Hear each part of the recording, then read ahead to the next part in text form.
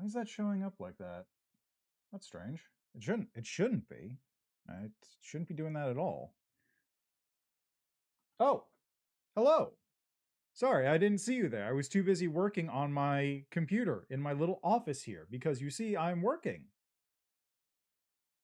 Yes. Anyway, I decided, since I've been doing a lot of stuff in VR, I've been doing a lot of personal stuff in VR, I've been doing a lot of noodling around in VR. I decided, why not? I'm going to do a little quick VR stream. Not VRChat, technically speaking. This is just me, like, what's the best way to put it? I own too many VR headsets. And I decided I was going to rank them. So I made a little tier list so I could just go through, rank my VR headsets, just for funsies. It's not going to be a very long stream. I'm still kind of working on other stuff, doing a lot of side projects, and just working up and trying to keep energy levels high where possible. A lot of self-improvement kind of things going on. But let's just have a little bit. Oh, crap. I wasn't supposed to move. Let's have a little bit of fun, shall we? Hold on. I was not supposed to move out of position there. That was not supposed to happen. Got to realign everything. Because right here, this is actually my physical keyboard. My physical keyboard is actually in this position right here. This was a nice setup until I moved myself. Anyway. Okay. So, here is what we're working with. I made this little tier maker list a while back. You can find it pretty easily. It's just VR headsets old and new. It's the one that has a picture of Steve Buscemi on it. So if you see a VR headset where some person is wearing a an Apple Vision Pro and Steve Buscemi's face is visible, that's the one. So we've got our list here. We go from S rank, A, B, C, D, down to should not have been made, and then a special tier down here, never tried it. That is exactly what it sounds like. It just means I have never tried the headset before. As many headsets as I've used and own, there are still quite a few that I have never used before. For example, this one here, the Big Screen Beyond. It's impossible for me to use this because each one of those is custom fit to the person that orders it. You have a customized IPD, you have a customized facial interface that is designed to fit specifically your face. Oh crap, I moved again. Yeah, I'm out of position. I gotta stop doing that. Oh, I hit my mic. We're good. I'm gonna hope I stop doing that. Hands, please. Thank you. The bit doesn't work if you can't see my hands. That's why I positioned my computer right here. Why are you turning off? Oh, that's what's going on. I'm being stupid. Haha. You can tell it's been a minute since I last streamed. Here, this is what I'm supposed to be looking at. Ha ha ha. There we go. That's what you're supposed to be seeing. You weren't supposed to see that other thing. You were supposed to see this the whole time. Aha, aha, aha. Ugh, boy, I'm out of it. Okay, back to what I was talking about. Big Screen Beyond, this goes in the never used it because it's impossible for me to use someone else's, so I can never try it. And the only thing I would do is buy my own, and they are $1,000. So, gonna skip on that one. Thanks. They seem cool. Don't get me wrong, super lightweight, tiny headset, but also $1,000. Okay. Moving onwards, let's go way back in time. Let's start way back at the very beginning with this. The Oculus DK2. What was that? So, the Oculus DK2 is a pretty interesting headset.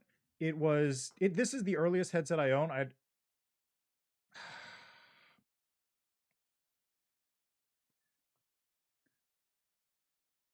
That'll do. This is the earliest headset I own. This is a technically I didn't buy it. I didn't actually back Oculus back in the day, but I got it as a gift from somebody who got it as a gift from someone who didn't want it anymore. So basically it's just I got it for free. Don't worry about it. But the Oculus DK2 is pretty interesting. This thing used a single camera that was pointed at you. So basically it was positioned right above your computer monitor and was pointed at you and basically just gave you 3 degrees of freedom movement. I think there might have been like a little bit of like 6-degree translation movement, but it was basically just moving around like that. Very early technology, pretty decent for what it was, especially as a development kit. It was the start. I'm going to put it at like a C. It was very good for what it was, but it was also very basic, very old, and we have advanced way past that point. But for the time, it was still pretty impressive. Sort of going off of that, we got here the Oculus Go. This thing, I think, was released way too early.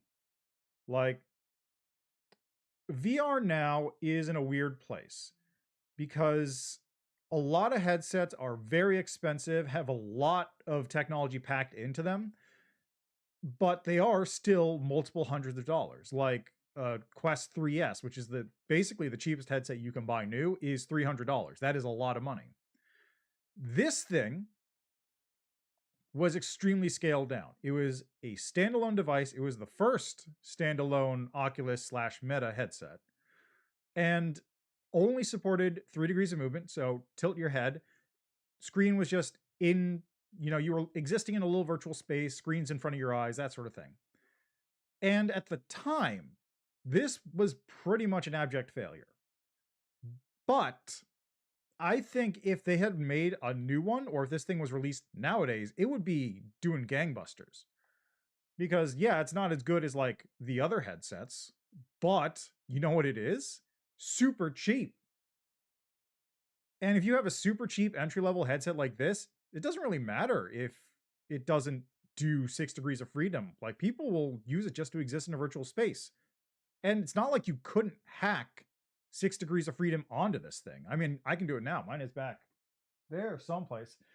You can totally hack 6 degrees of movement on 6 degrees of freedom onto this thing, like 100%. And I used it relatively recently. Like, it's low res compared to some of the stuff, but it is still pretty decent. And you know what else? It's actually way cheaper than stuff like an X-Real AR glasses thing. It's like, honestly, it is a super impressive piece of technology that they managed to make this when they did. And it's a real shame that nobody is making super low-end, cheap VR headsets like this anymore. If someone did, if someone made like a entry-level $150 6 degree of freedom, all self-contained headset like this, it would probably do gangbusters. It would be great. But unfortunately, the best we get is like phone shells, which do not have the same level of fidelity. So I'm going to put this one into B tier. It's still not the best headset. It doesn't go in S or A because it is still very limited, but it was actually pretty good for its time. Okay, I'm going to speed things up a little bit by going through the headsets I have not tried, just to get them all down here so you can see the big list. So let's start off with this, Varjo.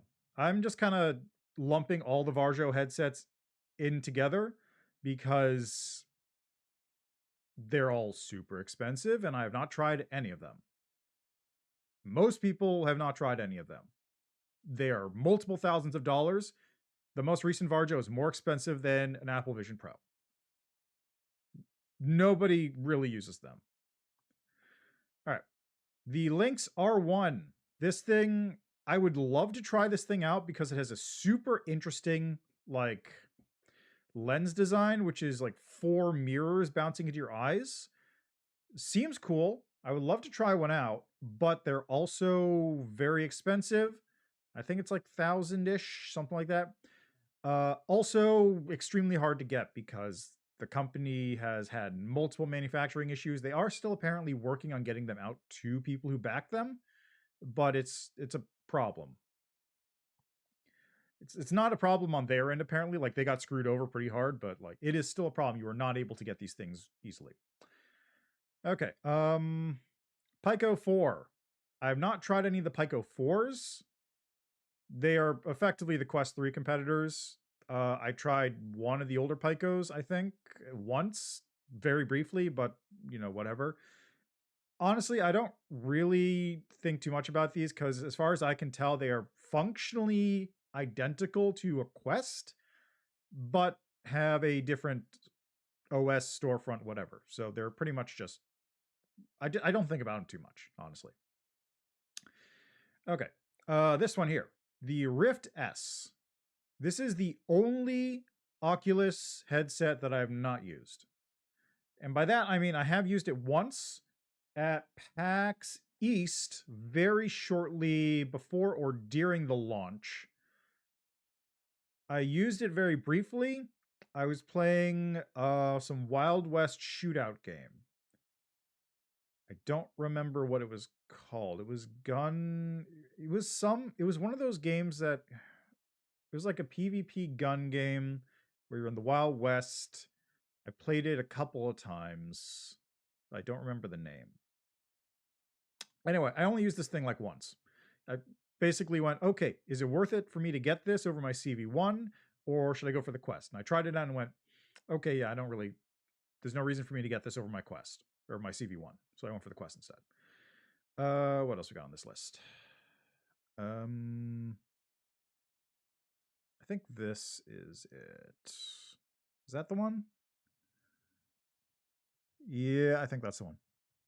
Okay, so that's a Vive Focus 3, I believe. Vive Focus 3. Finger? Thank you. So Vive Focus 3, I've not used one of those. I kind of am tagging in the whole Vive Focus series into that because I have not used really any of them besides the Vision. Somnium VR1. I don't even know if these things are available yet for regular people. I know there's a bunch of stuff going on about them and like how their shipping is weird and they're cutting out models that they used to sell, but I just never used one.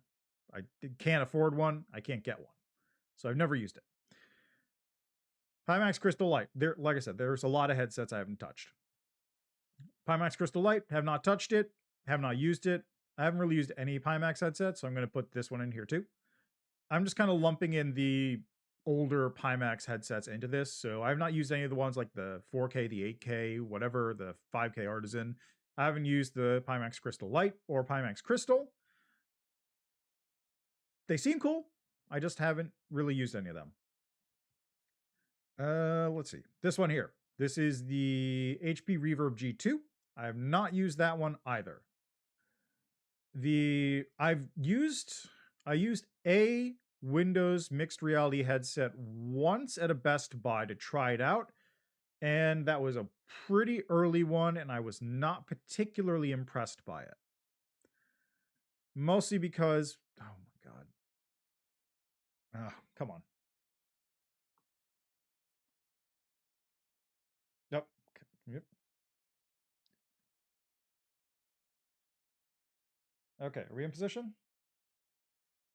Well, sorry. Yeah, we're in position. Okay, good. I gotta stop doing that. All right. I was saying this thing, the G2. I only used a Windows mixed reality headset once. I've heard the G2 is very good, but I've never actually used a G2 personally. And also, they are basically bricks now because Windows has killed Windows mixed reality for no reason. It's stupid, but they did. I don't know why. They could have literally just left it in there and had it not do anything and just leave it. There's no reason for them to have killed it outright and removed it. It literally just screws over customers. There's no reason for it. Okay. What else? Oh yeah, this thing. The immersed visor. Is it a scam? We'll see in a couple months, I guess. Theoretically, there are actual models that exist that are maybe functional, but apparently they're banning people in their Discord for asking when are they going to ship, which is not a great sign. And yeah, we'll see if it exists in like 2 months or they run off with the money. Is there anything else I need to throw on this list? Let's see here. Is that? No, that's the original. Okay. Oh, right, this.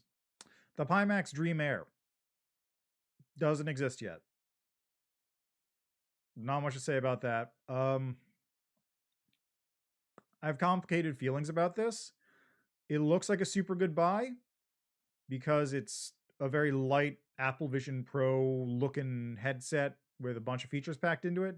But it also feels like they just kind of rushed it out. And also it's Pimax, which is notoriously bad about shipping products properly. So we'll see how that goes, I guess. Call me if you want to change my mind on that Pimax, but like everything I've heard just makes it seem like a bad idea to pre-order a headset, especially one that you need to pay a subscription fee for. Yeah, you need to pay a subscription fee for that, by the way. Well, okay, it's kind of weird. Like, it's not a subscription fee. It's basically you pay the price of the headset, but you pay half of the price of the headset up front, and then the rest of it you pay in like a weird payment plan. But I just don't get. I don't get it. It's weird. It seems confusing. It's not that confusing. It seems like a way to like trick people into paying more money than they should, or trick them into thinking their things cost less. I don't know. Okay. Is that it? Oh, nope. We got one left. Well, no. Okay. So this is the last one I have not used, but I will put it in a different category for this reason. The Virtual Boy. The Virtual Boy is a headset I believe should not have been made. This thing alone set back people's opinions of VR technology by probably 5-10 years. And also only ever had like what, 5 games for it or something. It's a neat piece of technology. It's a neat idea, but I really think this thing did more damage than it helped, especially when it like literally gave people eye strain.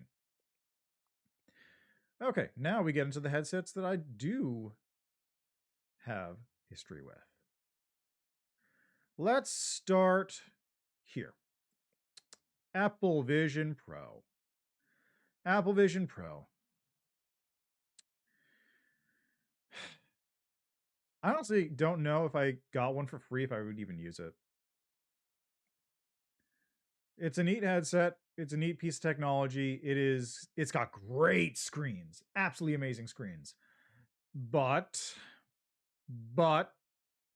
I really don't know if it's any good. Part of the problem with this thing, besides the ergonomics of it being god awful, is that it is so locked into Apple's ecosystem that you need to really do a lot of work to get it to do anything useful. If you are super in on Apple stuff already, this is probably like an AES tier, but like for normal people like me, I'm normal. Look at me. I'm a frog in VR right now. Check it out. For normal people, I would say this is probably like a C. Like it's an incredible piece of technology, but also like kind of sucks by design. Just my opinion of it. Makes you look like a douchebag when you wear one in public too. I gotta say, my favorite content is whenever I see those videos of people like wearing these in public and they're just doing like hua, hua, hua, hua, like they're doing kung fu in the air to move screens around that nobody else but them can see. Those are hilarious videos. Okay. Apple Vision Pro. I also don't own this one. I just, have tried it out a bunch, multiple times. Great screens. Love the fact that it's pushing VR forward a little bit. I just don't like the headset at all. Also, that battery is like 10 pounds. What on earth do they do with that thing? Okay. I'm just going to go from the top. All right. Here we got the Rift CV1, Oculus Rift CV1, consumer version 1, the OG, the Big Daddy, the one who was taking charge of the VR space. Love this thing. This thing, in my opinion, is the most comfortable, most ergonomic, best, like one of the best tracking headsets I've used, period. Flat out. The only downside is that because it was made back in like 2016, it does not have as good visual capabilities as modern headsets. Massive screen door effect. Audio probably not too great. But like this thing was amazing. I could wear this thing for I literally wore this thing for 8 hours when I streamed Star Wars Squadrons. I just did that whole game in one sitting while wearing this thing because it's so comfortable. I love this headset. The only downside is the old screens, and setting up the cameras is a little bit of a hassle, but once you had those set up, great tracking. I'm putting that in S. One of the best headsets. Absolutely. All right. This thing is something you've probably never seen before, but you've seen something like this. This is the Google Daydream. Technically, it's just a phone shell, which was locked down to specific phones, which is just something that they did. Like the Gear VR was also one of those, which only worked with specific models of Samsung phones. I technically own one of those. I could buy a Samsung Gear VR and use it, but that's stupid. Why would I do that?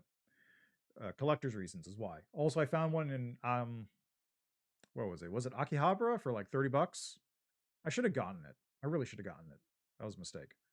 It was at some mall. Was it the Big Camera? It might have been the Big Camera. Whatever. Anyway, I'm just kind of lumping in all phone VR stuff into here. They are pretty bad. That's really all I can say about it. Like, there's a bunch of issues wrong with phone VR, even before you get into the fact that the screens are not meant to be looked at that kind of resolution and magnification. They serve a purpose. They serve a purpose as like almost the barest level entry level you can get into, but they're pretty awful and they're not designed for it. They're not very comfortable. Like there's a whole load of issues with phone VR, but they do exist and they do work. They're functional. They're not great, but they do the job if they need to. And people put in the legwork to make it so you can actually, like use phone VR and do stuff. All right. Pimax Crystal. No, not Pimax Crystal. This is the Shiftall Megane X Superlight 8K, which is technically not 8K. It is just two 4K screens next to each other, which is like 6K. I think it's 6K. Anyway, this thing is incredible. An absolutely amazing piece of technology. It is super high resolution. It's OLED, so it's got absolute incredible color and contrast, but it's also almost $2,000. But it is an incredible piece of technology, and I'm putting it in B because I believe this thing is honestly like the new bar. This is the new standard for VR headsets going forward, and stuff like the Pimax Dream is sort of proving me right on that. Everyone is trying to get towards this kind of form factor, which is super small, super compact, super form-fitting, but has an incredibly high resolution. So for the next probably 2, 3, maybe 5 years, this is what headsets are going to be working towards. And then eventually we'll get, upwards from there. This thing. So I've not used a Pimax 4, but this is the Pico 4. This is the Pico Neo 3. This one I'm going to put in C. No, I'm actually going to put this in B tier. So this thing is interesting. It's basically a contemporary of the Quest 2. It's kind of like a halfway point between the 2 and the 3. Better lenses than the 2. But it's not quite as polished as the 3. It suffers a lot from the software compatibility and sort of having like a much weaker library than Quest units. And also is not available in the US. But actually, do I put in an A? I might move things around. I'll put in an A. This thing does have a secret. This thing is a standalone headset that also, actually, no, I'm going to put in B. It's a standalone headset that has a proprietary but functional DisplayPort input. So unlike your Quest units, where you're only able to connect to your computer via a USB cable, which is doing a lot of compression work, or Wi-Fi, which is also doing a lot of compression work, this thing has uncompressed video. So this thing gets best of both worlds. It is both standalone, so you can wear it wirelessly and move around your room and do whatever, and also you can use it as a fairly high fidelity headset. The downside is that it's proprietary. So you need to buy their specific DisplayPort cable to go into this thing. And also it's not available in the US because Pico is pulling out due to being under ByteDance, which owns TikTok. So I'm putting it there mostly for the proprietary stuff. If it wasn't for that, I put it into A solidly. I'm not a big fan of the ergonomics of it, which is why I wouldn't put it in S, but B for the proprietary, like high B. Put it here. There you go. I don't like doing the positional ranking things because that makes things more difficult, but you get what I mean. All right. This thing. You probably will never see one of these things in person, and you will never own one of these in real life. I got lucky. I own one of these. Well, luck is relative. So, this thing is called the Pimax Portal View VR headset. These things were shipped as an accessory to the Pimax Portal.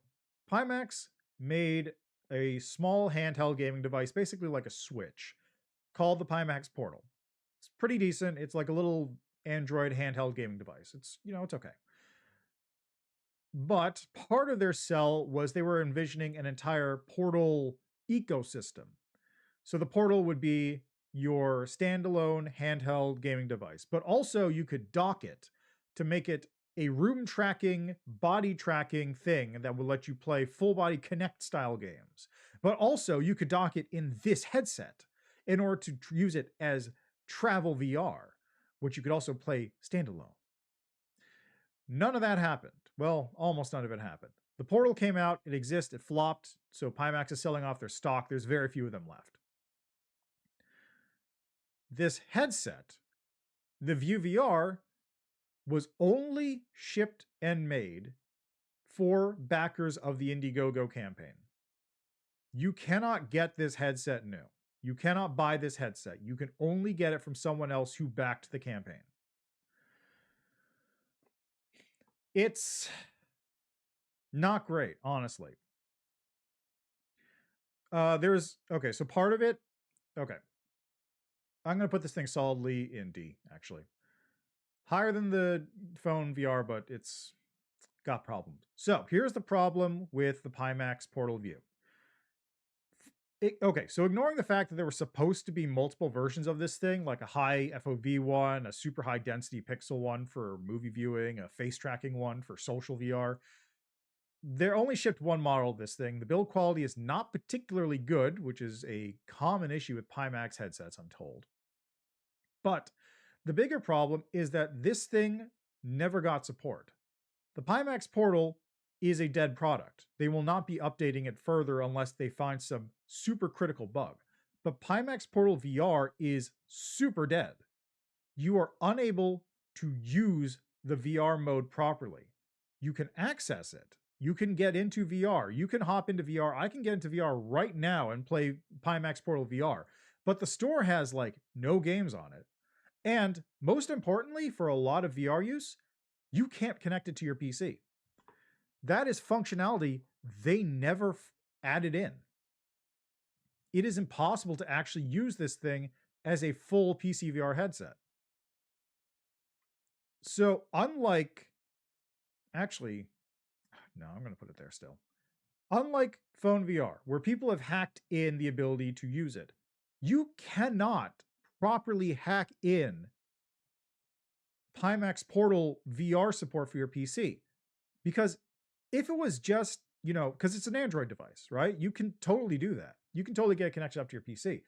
But the controllers are not going to be responsive when you do that. The tracking on the headset is not going to be responsive because unlike every other headset, sorry, not every other headset, but unlike other headsets, the Portal uses these weird trackers. It doesn't use IMU alone.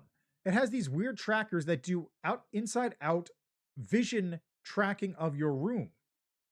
That data cannot be translated over to whatever stuff you're using to get Android devices connected up to your PC.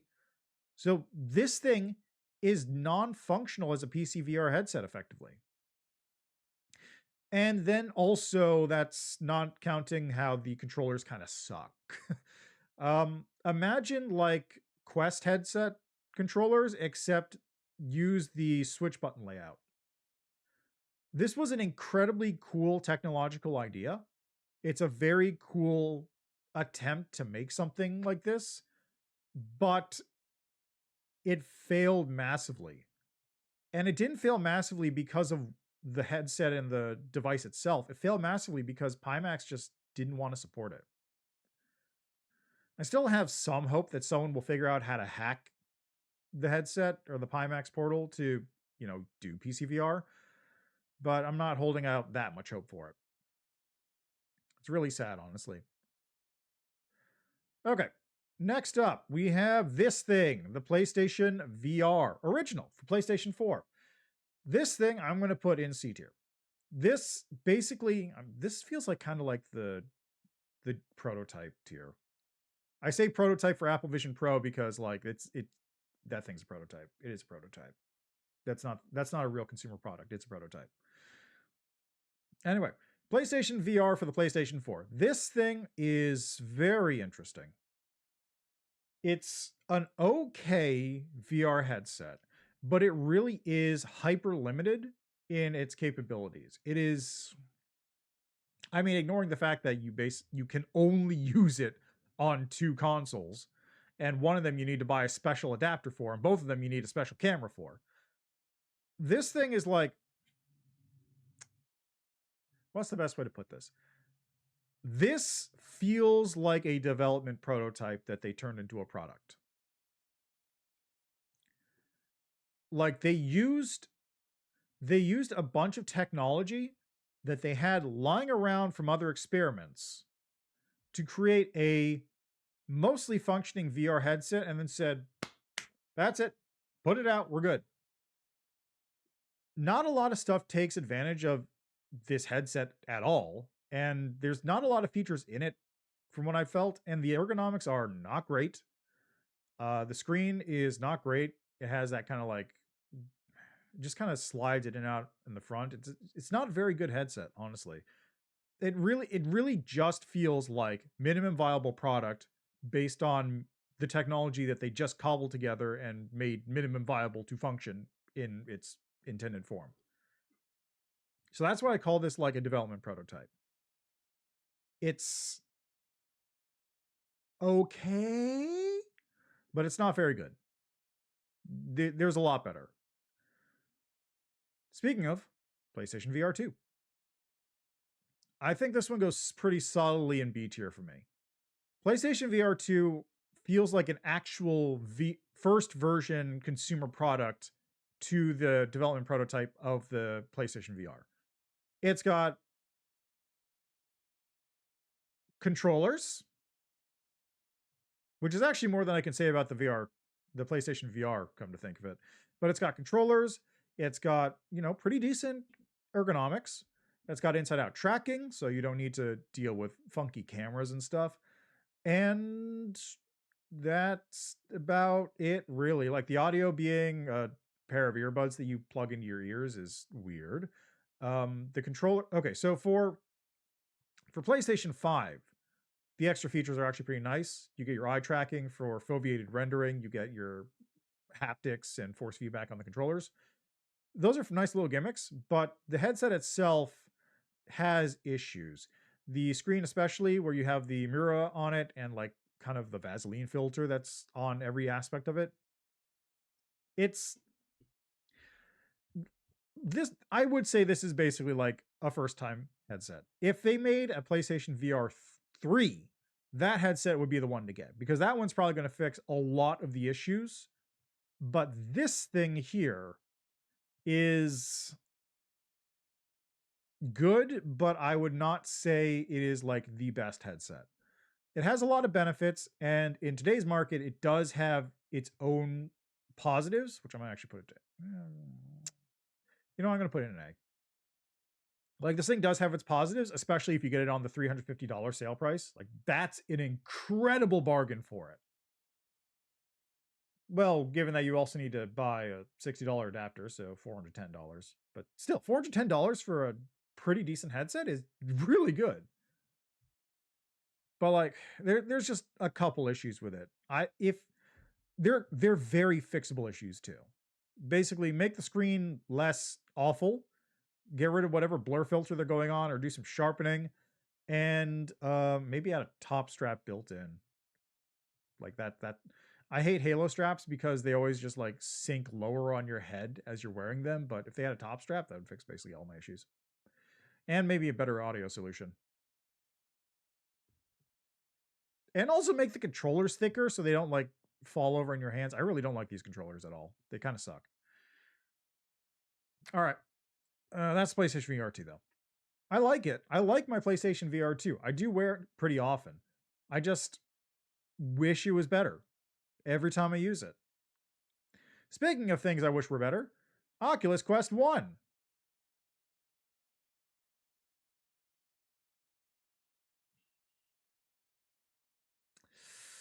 I'm going to put it in B, actually. So the Quest 1 is an interesting headset. They tried doing that thing where they have the controllers the same as the Rift S. So you could, buy controllers for either one and just use both, but, whatever. For the first real attempt at a wireless 6 degree of freedom VR headset, this is actually incredible. Like, you got your OLED screens. It was actually pretty comfortable to wear. Like, the ergonomics on that back strap are, love them. But actually, you know what? No, I'm putting it there. I'm putting it there because this is still a actually good headset. Resolution's not as good as it was, obviously, because it's pretty old, but it is still actually a viable, good headset if you get your hands on one. Only issues being, of course, the battery because it's a wireless headset, and the screen, and whatever gunk and shmoo, whatever is stuck on there from whoever was using it last. But like, this is generally a very comfortable headset. Weight distribution is an issue. High B. Weight distribution is an issue because it's very front heavy. All the battery, all the stuff is in there, but like, I got a counterweight battery, which just put it on the back, and that basically solved all the issues and turned it into probably the second most comfortable headset I own for quite a while. Like, it was the Rift S and then the Quest, but it was close. It wasn't like Rift S and then Power Gap and then Quest. It was like Rift S, Quest, just right next to each other in terms of comfort. Okay, then we got the Quest 2. Honestly, I just like the Quest 2 a lot. The Quest 2 is somehow, because they opted for a the Quest 1 had like a nice sort of solidish strap, which what's the best way to put it? Which is like retracted out from your back. But it was kind of rigid. So it was actually very comfortable to wear, and it didn't like do a lot of weird stress on your head. Quest 2 did not have that. The Quest 2 had just regular cloth straps, which, are way easier to pack up and travel with, and probably are way cheaper, but also they suck so much. I never liked wearing my Quest 2. The Quest 2 was so uncomfortable to wear. I could wear the Rift S, or I could wear my Oculus Rift CV1 forever. I could literally keep it on all day, zero issues. My Quest, I could keep on for, like maybe like 6 hours, 7 hours, a pretty long day, but I would have to get out of there eventually because it would heat up or the battery would die or whatever. I could not wear my my Quest 2 for more than like 2 hours at most. It was just so uncomfortable to wear. This thing was terrible for head comfort. Absolutely awful. I tried using the Elite strap too. Did not help. Just absolutely worst headset I've ever owned in terms of comfort.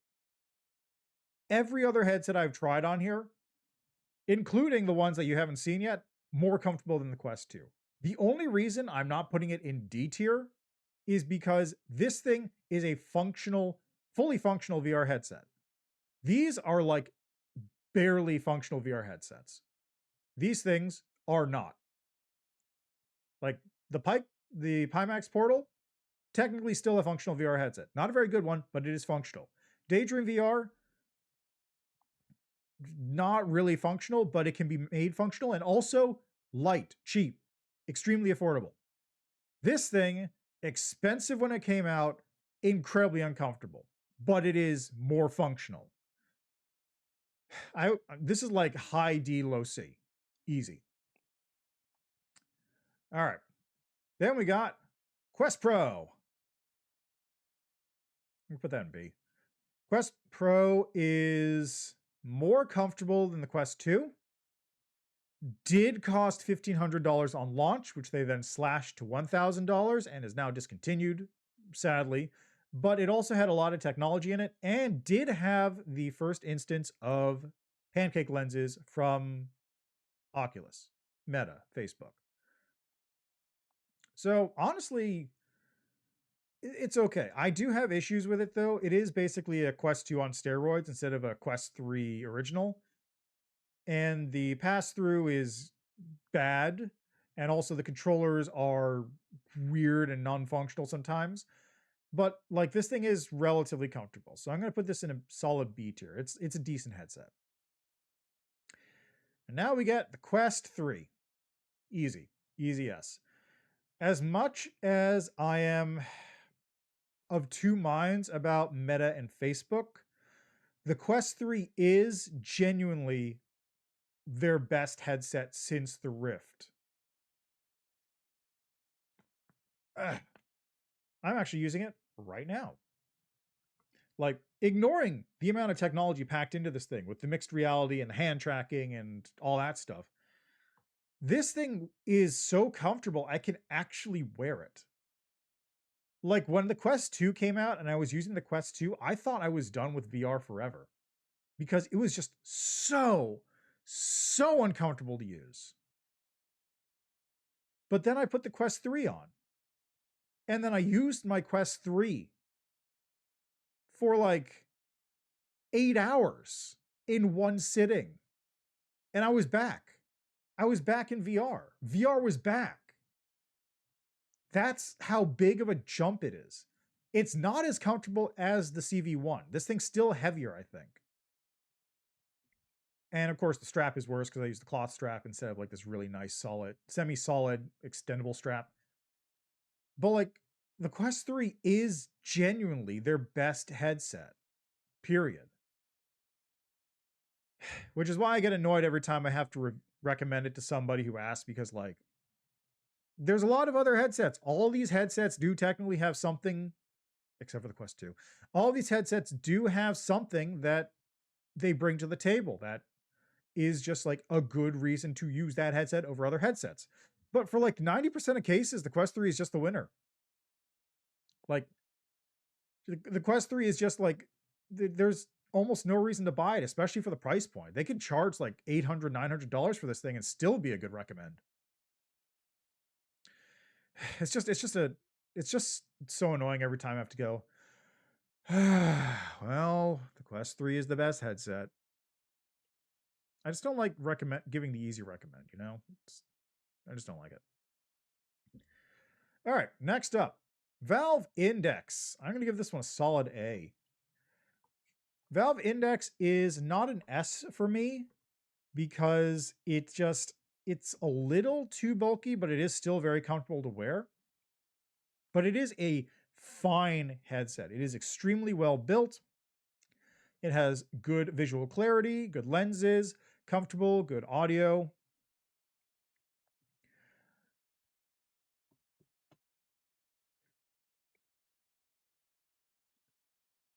Is there any reason for me not to put it in S? I feel like if I do, I might just start like putting everything. Now, you know what? I'm going to put it in S. I'm going to put it as low S, high A. The only downside I can really think of, which is not really tied to the headset itself, is the knuckles controllers, because those things are not very sturdy is the best way to put it. Like they're not janky, but they do have a tendency to just break, which is not great. But the Index is a quality headset on its own. And the nice thing is, being part of the Lighthouse ecosystem, you can just, use another controller like those Shift All controllers that they're selling soonish. Either of them. Maybe not the Flip VR ones. Those are weird ones, but like the other ones, the ones that are just Quest style controllers, those things look cool. I kind of want one. I kind of want the Flip controllers too, honestly. I'm good for either. Shift All, call me. Call me, Shift All. All right. Here we go. So this thing here, you probably have never seen this one because it was not very popular when it came out. This is the Vive Cosmos. So the Vive Cosmos is an odd headset for me to pick. I'm going to put it in a B, I think.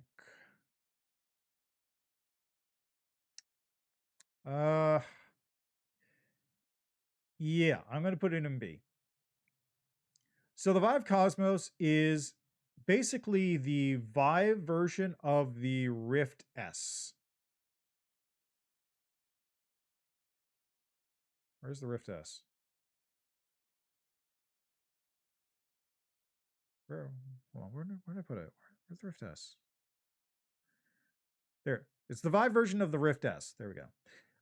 It was a standalone, and by standalone I mean it didn't have tracking, unlike the Vive, the Vive. But the tracking was apparently not very good. But then they made lighthouse tracking for it. They made a lighthouse tracking faceplate. You could literally take the faceplate off, put it back on, and it would have Vive level tracking. As far as using it goes, it has an interesting little like flip up mechanism, which kind of treats it like a welding mask. So you can just take your headset, go, zoop, zoop, and you can look around and then put it back on. It's decent. It's not prototype tier, but it is pretty low and it is pretty old, but it is like a decent enough headset. This thing also uses like the unicable design that they later used for the Vive Pro, which is pretty handy when you need to repair and replace one, like I had to. So the Vive Cosmos is okay, really. It's not a headset I would like use all the time, but it is absolutely a headset I could say, if you get one used with all the base stations and all that, why not? The tracking though, make sure you're using the base station version instead of the self-contained tracking one, because the self-contained tracking one apparently still sucks. They never fixed it. Okay, let's go with this one. Speaking of Vive Pro, we got the Vive Pro here. I am going to put that in for the time. Okay, so for the time, when it came out, the Vive Pro was very high tech, but also very expensive. I want to say this thing was like $1,000 new when it came out. Nowadays, you can get it for less. But it is still a pretty impressive headset. It was pretty high resolution. It was OLED, so you had the nice contrast and colors. But it also has Vive's Fresnel lenses, which are not great Fresnel lenses, unfortunately. So if you, I think you could actually change out the lenses in this one. There was a mod, if I remember correctly, to swap out the Pro lenses for the Gear VR lenses. So you could actually get better clarity on them. But like outside of that, it's an okay headset. It's got issues, but at the same time, it is still like the high end of PC VR at the time. And the nice thing about it is that it was functioning within Vive's Lighthouse setup. So you could just go, okay, I'm just going to buy this headset, just plop it right in, and it just works right away, which is way more than I can say for the Rift S because the Oculus Rift, because the tracking on that has never been used by anything ever again. Literally, like the only headset to use the Oculus Rift's camera tracking system is the Oculus Rift. Nothing else uses it. Any of the Vive headsets, the Index, those things will all just work with each other. Like I've got Vive trackers or Vive lighthouses up in my room. Like I can just use any of my Vive headsets whenever I want and it just works. No problems. So I would like put this in low A, high B is where I would put that. Going back a little bit, we got the original Vive. I'm going to put this over here in, I'm going to put it in C. It's not a prototype. It was still functional, so let's put it like high C, low D. But the original Vive is still not very ergonomic. Like that was the main reason I went for the Vive instead of the CV1 back in the day. Because I tried out both. I managed to go to like a Best Buy and a GameStop that had one available to try out. Put on the Vive and said, nope, not doing this one. Tried out the Rift, went, okay, yeah, this is the one. And that was it. That was it. That was history set in stone. Ergonomics in this thing, still terrible. Which is also the reason why I have the Quest 2 in here. But it still has the bump from being in an ecosystem that lets you swap things out piecemeal. Oh, also the controllers suck. Actually, no, I'm going to move this thing there. Controllers suck on this thing. Hard.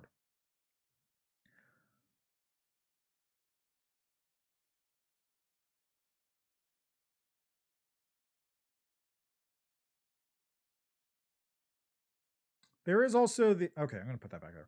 There is also the Pro 2. I don't own one, and I kind of just roll them into here because they're basically the same headset. There's not a whole lot there. I think I might actually rank the Pro 2 lower because it has worse screens. I believe it's LCD instead of OLED. Okay, let's get into territory for things I don't like.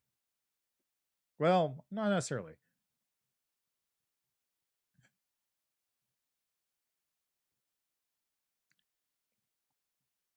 This thing is the Vive Focus Plus. This thing's a piece of garbage. I own one. I wish I didn't.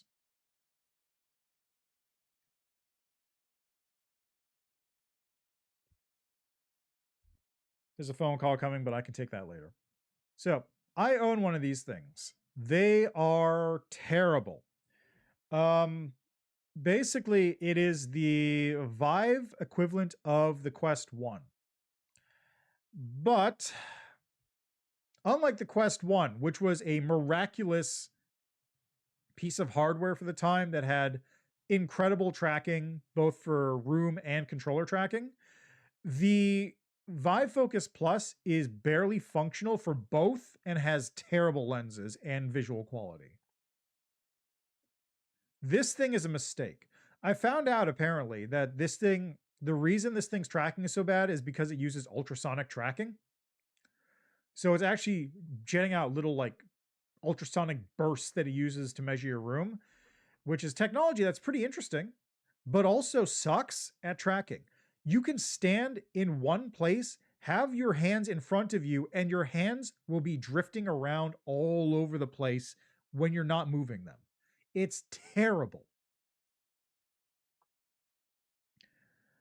Like, I cannot recommend anyone buy this thing. They're only good as a novelty if you can get them for like $50 or less. Oh, and also, you can't even connect these things to a computer. This headset is totally locked into its own ecosystem. Oh no, you can connect it to a computer. Crap.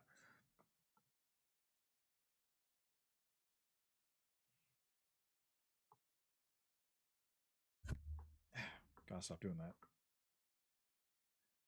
There we go. So what was I saying? Right. You can connect this thing to a computer, but only if you use HTC's special subscription PC streaming program, which is basically only existing for this headset. And the fact that they still have the audacity to sell this thing for like $700 new on their website, it's absurd. This thing should not have been made and certainly should not still be getting sold. It's a piece of garbage. That's just my feeling on it though. Like, I rate this thing regularly. I say this thing is worse than sticking your phone in a plastic shell and connecting it to your computer with a USB cable. Because at least then it's connected to your computer with a USB cable. This thing will never connect to your computer unless you pay out the butt for it. I don't understand who is using these things still. Certainly shouldn't be anybody that plays video games. All right, let's get into another headset that's I'm of two minds about.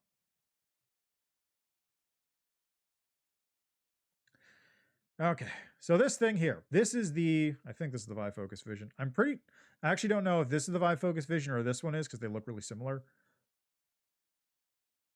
But Vive Focus Vision is up here in low B. So Vive Focus Vision is an interesting headset because it is like, it's basically I'm going to put it there. I'll explain why. So the Vive Focus Vision is basically a Quest 3, but worse in every metric. It has worse tracking. It has worse controllers. It has more weight. It has worse battery life. It's way more expensive. But, and this is a big but, I think it also has worse resolution, come to think of it. Also, and definitely has worse lenses. But this thing supports DisplayPort input, which means that if you want high fidelity with no compression, this is where you go. The problem is that you then have the issue where it uses Vive's Fresnel lenses, and it doesn't do a very good job of using good Fresnel lenses. It's actually pretty bad. So you're stuck with a lot of issues. You get glare, you got God rays, but also you get incredibly good visual quality. You can crank the bitrate on this thing way up, and it looks actually super good. Like, this thing almost looks OLED good. I'm of so many different minds about this thing. Cause like it's good, but also I can't say it's good, but it is good. It's just not as good as it should be. I don't know if there's a good way to explain it. It's just like, it's on paper, I think the Vive Focus Vision is one of the better headsets on this entire chart. But just the combination of all the aspects just makes it not as good. Like, even if the Quest 3 was more expensive than the Vive Focus Vision, I don't know if I could suggest getting the Focus Vision. It's very useful for specific people. It's great for specific people. But it's just like, for a lot of people, it's not. And this goes back to that issue I have with the Quest 3. It's just like, it's too easy to recommend it because this has its uses. The Vive Focus Vision absolutely has reasons you should buy it over a Quest 3. But for most people, the Quest 3 is just the better option. If you want to know those reasons, it's the DisplayPort input, and also, oh yeah, it's also got worse hand tracking. That's right. The thing it does have, though, that the Quest 3 doesn't, besides DisplayPort input, is eye and face tracking. So if you want eye and face tracking, you can't buy a new Quest Pro anymore. So your option is this thing, basically. I think it actually is the only option. I don't think there's another option that has eye and face tracking. Eye tracking, yes. You can get a Pimax Crystal. Well, no, you can't anymore. Okay, let's assume the Dream Air is out. That has well, you can get eye and face tracking with the Somnium VR1, but I don't know if that's a real headset. You can get eye tracking with this, but not face tracking. You can maybe get eye and face. You can definitely get eye tracking, but you can maybe get face tracking with the Apple Vision Pro, but I don't know if you can. Quest Pro, you could get both, but also it's discontinued. And eye and face tracking exists for specifically the Vive Pro Eye model of the Vive Pro, which they never made a 2 of. And also the Vive face tracker for this thing is discontinued. So actually, this is the only option. Unless you can get it on the Somnium. And maybe this. But this is the only one most people can actually buy. So there's your reason to buy it. DisplayPort and face tracking. Hey, some people need it. Oh, no, wait, there was another headset. First, I got to talk about this thing.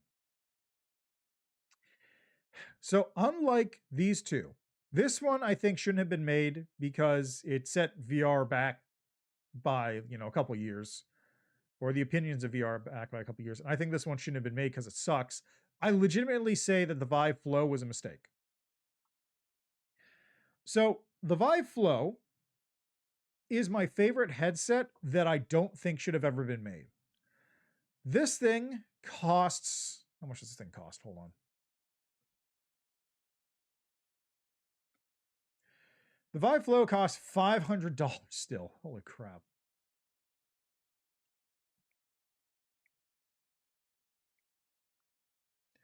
Okay, so the Vive Flow costs $500. That is the price of a Quest 3. But it only connects to your phone.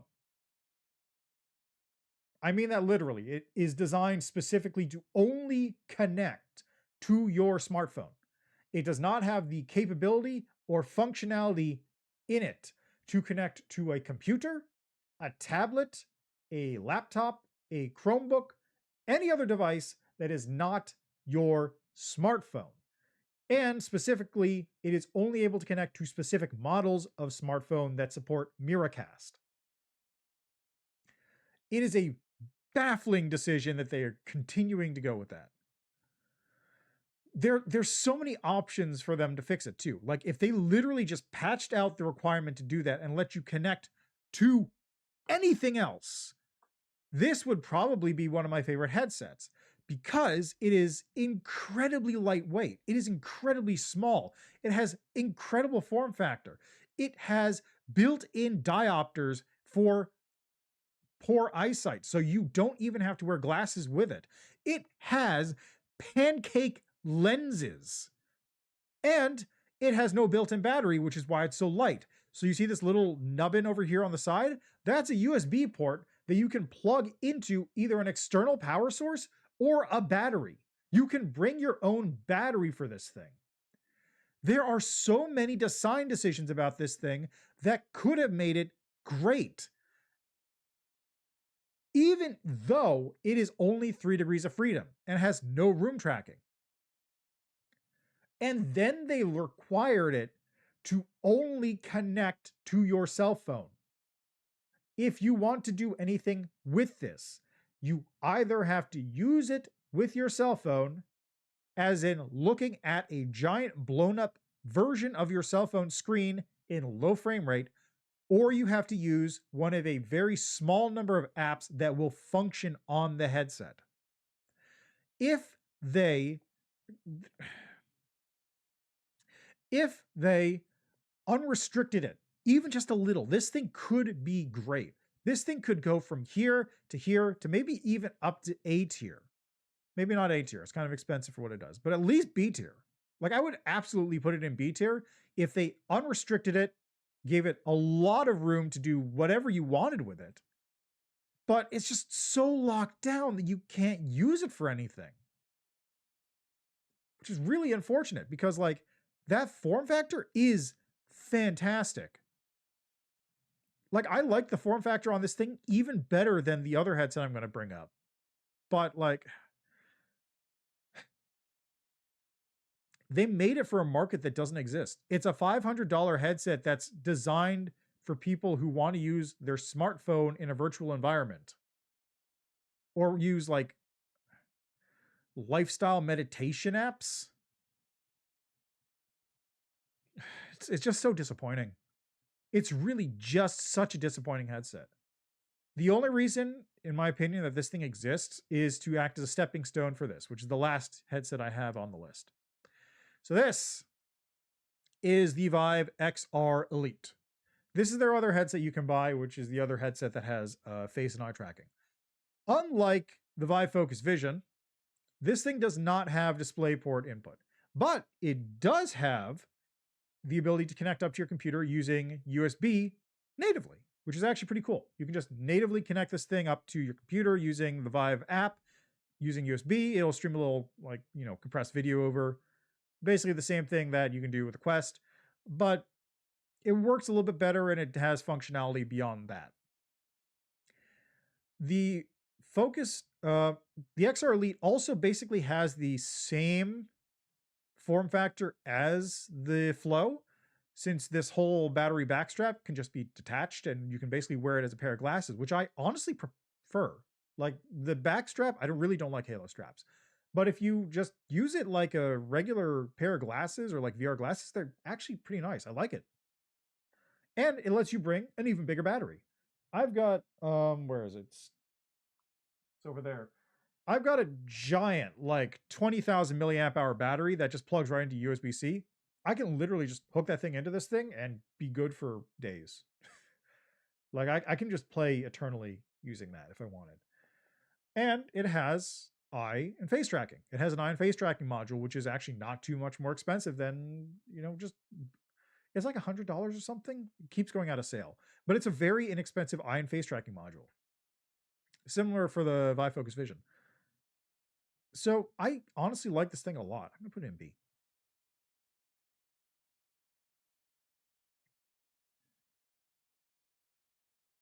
Yeah, I'm gonna put that one in B.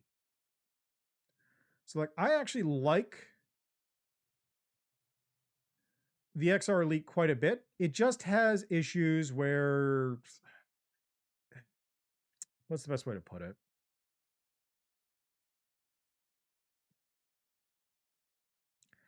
It's like, what is the best way to put it? It's not bad. It's very good, honestly, but it's just the ergonomics and comfort is not quite there. And the lenses. The lenses do kind of suck a little bit. Like, they're pancakes, but they're not good pancakes. Quest 3 and Quest Pro have good pancakes. XR Elite and Flow, bad pancakes. They're very small. They have a lot of glare and issues and a little bit of distortion. It doesn't feel very comfortable. They're still decent pancakes, and they need to be to get the thing so small, but like, I just don't like the form factor of this thing as much as I like the Flow's form factor, honestly. If they literally, if they just made this thing here, I would put it here. I put it here. It would beat the XR Elite for me. But it's non-functional, so it goes there. All right. So that's my tier list here. This is just a dumb little stream I decided to do because I've been sitting on this like tier list for a minute and going like, yeah, I should do this at some point. So let me see. So in S tier, we've got the Oculus Rift CV1, Quest 3, and Index. A tier, we got PlayStation VR 2, Vive Focus Vision, and Vive Pro. Probably should have put a Vive Pro 2 down here but I never used it. But they're basically the same headset. Just you know what? I put the Vive Pro 2 probably where the Vive Pro is, or where the original Vive is. The form factor is not too different.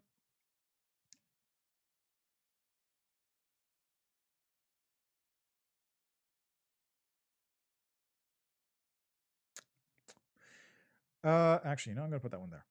There we go. Do I want to change anything else? Oh, I'll figure it out. So I put this down here, lower B, high C. You know what? I'm going to make it simple. There we go. Nice and clean. Now I'm not scrunching up levels anymore. Okay, so A tier. PlayStation VR 2, Vive Focus Vision, Shift All Megane X, super liked. This one's here. I would put this in S tier, but this thing does have technical issues, so I'm going to put it in A tier. Oh, did I do something? Okay, looks like I did. Good.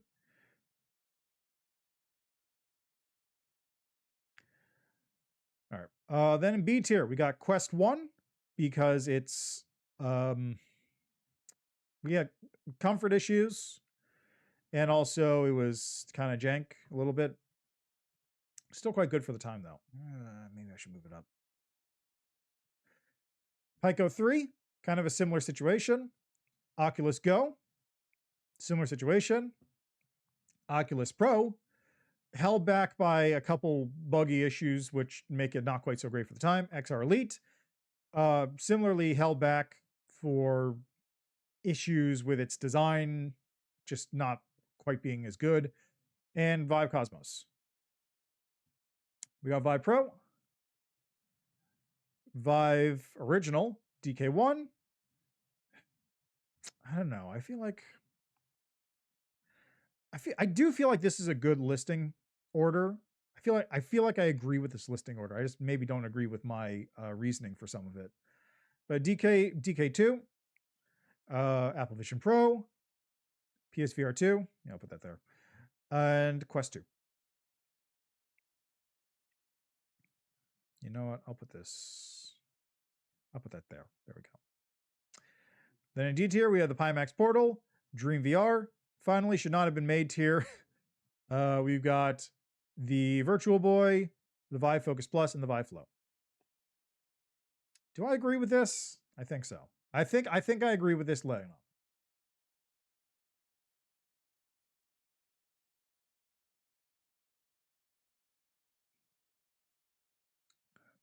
Let me think. Is there anything else I would add on this? This is definitely top of S tier. This is definitely S tier. I say put the index there. Yeah. Yeah, technical issues keep this from being S tier. A tier for technical issues. Weight distribution, technical issues. Basically just the lenses. That's the main reason I put this one here. If it had better lenses, this would probably be S tier.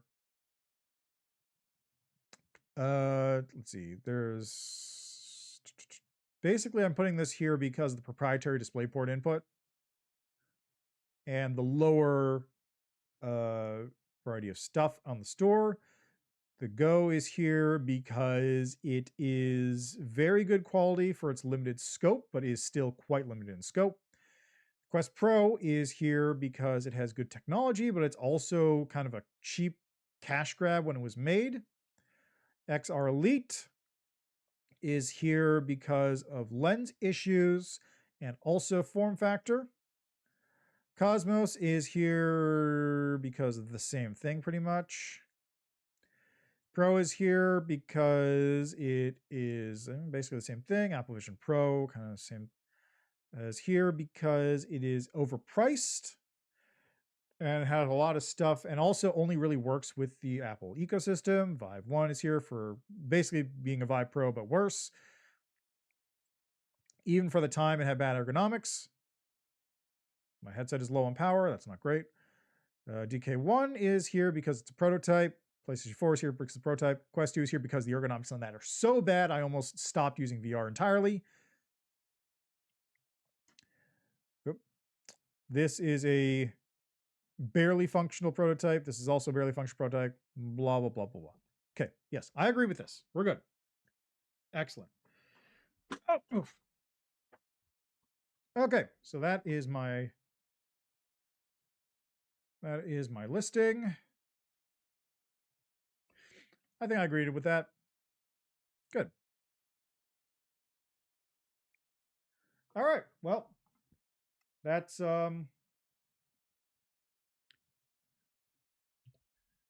basically all I plan to do for today, honestly. I'm kind of just chilling. I'm working on some stuff for coming back to streaming full time, but that's it's still kind of a work in progress. Hopefully, I'll be able to share something about that soon, and I think it'll be fun. I think I'm going to enjoy it a lot. I hope that people watching will certainly enjoy it when I get back to streaming, but we'll see. I still need to work out a lot of the technical kinks on that front, in addition to finishing up the stuff I have to do myself to get it working. But we'll see how it turns out, you know? Hopefully it'll be good. Hopefully it won't crash and burn. Hopefully I won't have wasted a bunch of money on nothing.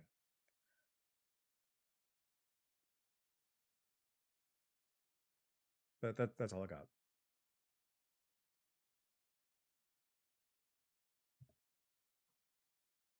Bye.